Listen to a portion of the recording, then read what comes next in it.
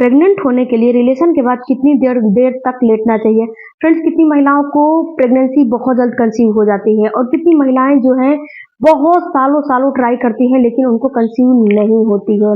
कभी कभी क्या होता है कि जो कितनी महिलाएं होती हैं उनका हार्मोन बिल्कुल संतुलित होता है, उनका हर चीज बिल्कुल लिमिट में होता है और वो हर उनके पास हर चीज का नॉलेज रहता है, जिससे कि वो 1 से 2 बार रिलेशन मेंटेन करती हैं तो उनको कंसीव हो जाता है। लेकिन कितनी महिलाएं होती हैं जो कि रिलेशन रखते समय, रिलेशन से पहले, रिलेशन के बाद छोटी छोटी मिस्टेक कर जाती हैं जिससे कि उनकी प्रेगनेंसी नहीं होती है। हर रिपोर्ट नॉर्मल होने के बावजूद भी उनको प्रेगनेंसी नहीं हो पाती है। तो आज के वीडियो में मैं आपको यही जानकारी देने वाली हूँ कि रिलेशन रखने से पहले, रिलेशन रखते समय और रिलेशन रखने के बाद कौन कौन से आपको बिल्कुल भी मिस्टेक नहीं करने चाहिए और रिलेशन रखने के बाद कितने देर तक आपको लेट के रहना चाहिए जिससे कि आपको प्रेगनेंसी जल्दी से जल्दी कंसीव हो जाए।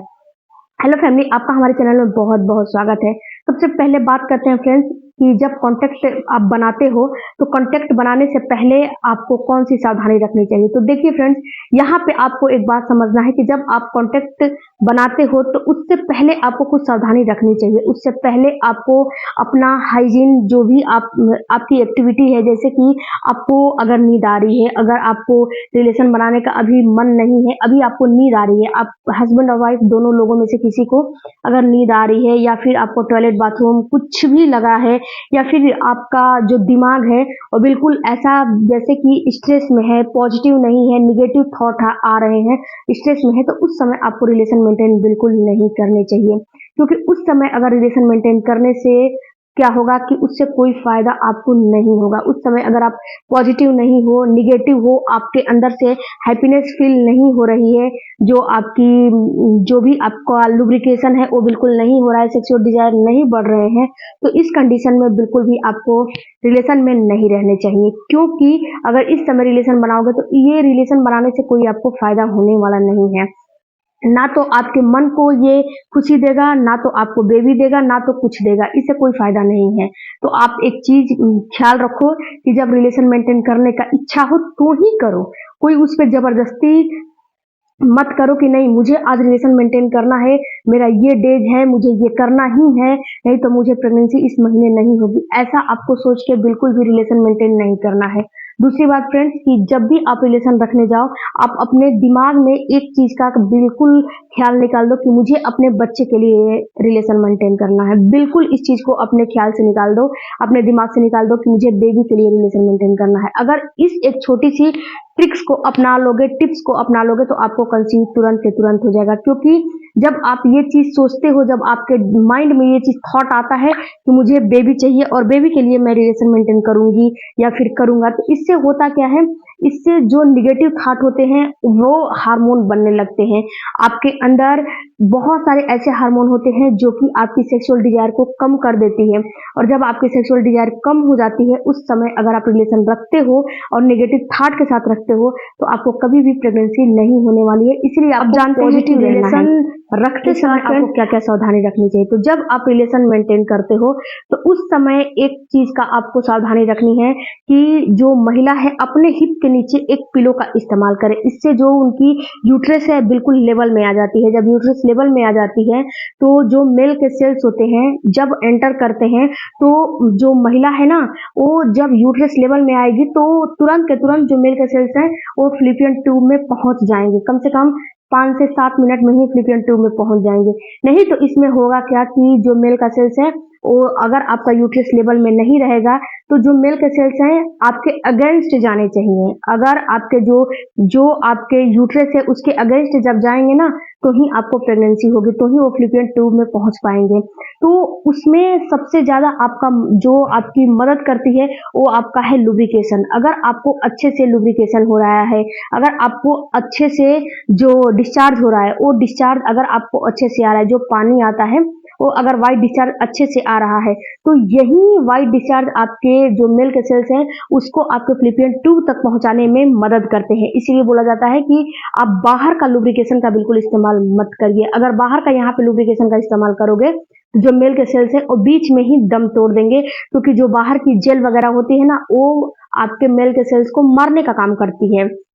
जो कि उसको जब वो एंटर करता है ना, तो करते ही उसमें कुछ ऐसे केमिकल होते हैं जो आपके मिल्क सेल्स को बीच में ही मार देती है। कुछ तो पहले ही मर जाते हैं, कुछ बीच में मर जाते हैं, कुछ फ़्लैपियन ट्यूब तक पहुँचते पहुँचते मर जाते हैं। तो फ़्लैपियन ट्यूब तक ये चीज़ आपके मिल्क सेल्स को पहुँचने नहीं देती है। तो आपको बाहर के लुब्रिकेशन वगैरह का बिल्कुल भी इस्तेमाल नहीं करना है। आपको बहुत लुब्रिकेशन नहीं हो रही है, ड्राइनेस हो रही है, तो आप कोकोनट ऑयल का इस्तेमाल कर सकते हो। इसके अलावा आपको कोई भी चीज़ का इस्तेमाल नहीं करना है।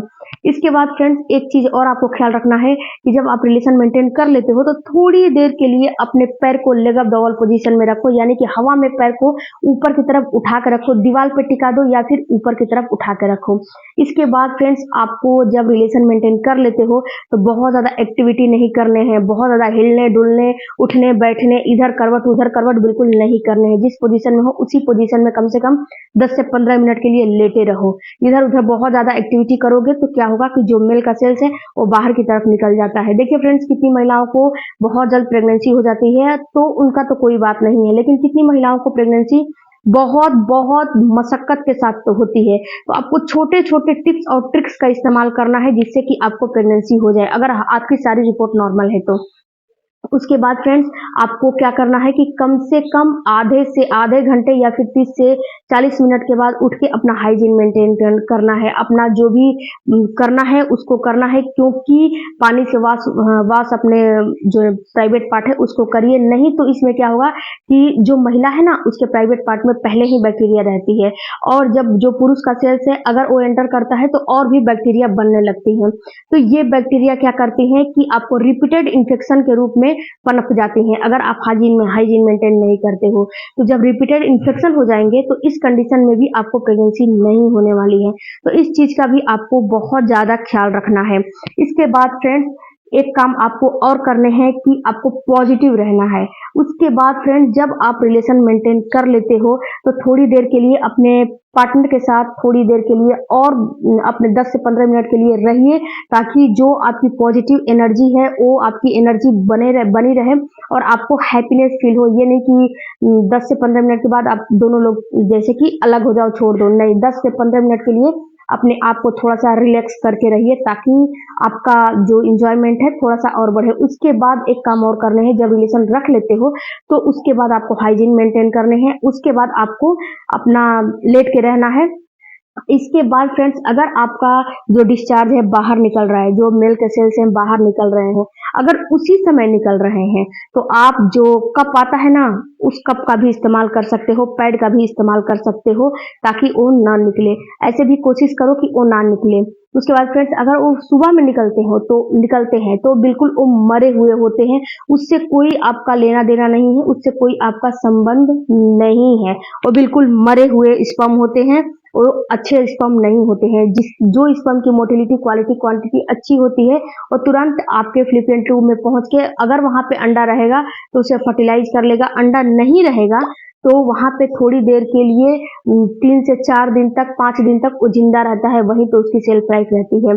आपके अंडे की सेल्फ लाइफ 24 घंटे रहती है और आपके जो मेल का सेल्स है उसकी सेल्फ लाइफ 3 से 4 दिन 5 दिन तक रहती है। तो वो आपके फ्लिपियन ट्यूब में बिल्कुल डिपॉजिट होता रहेगा, वो आपका बाहर नहीं निकलेगा। आई होप फ्रेंड्स कि इस वीडियो से आपको कुछ जानकारी कुछ नॉलेज मिले होंगे, तो चैनल को जरूर सब्सक्राइब कीजिएगा। और अगला वीडियो आपको किस क्वायरी पे चाहिए जरूर अपने कमेंट बॉक्स में अपना थॉट, अपना जो भी सोच है, जो भी आपके अंदर कमियां हैं बताइएगा, उस पर आपको वीडियो जरूर मिलेगा। मिलते हैं अगले वीडियो में। Thank you for watching.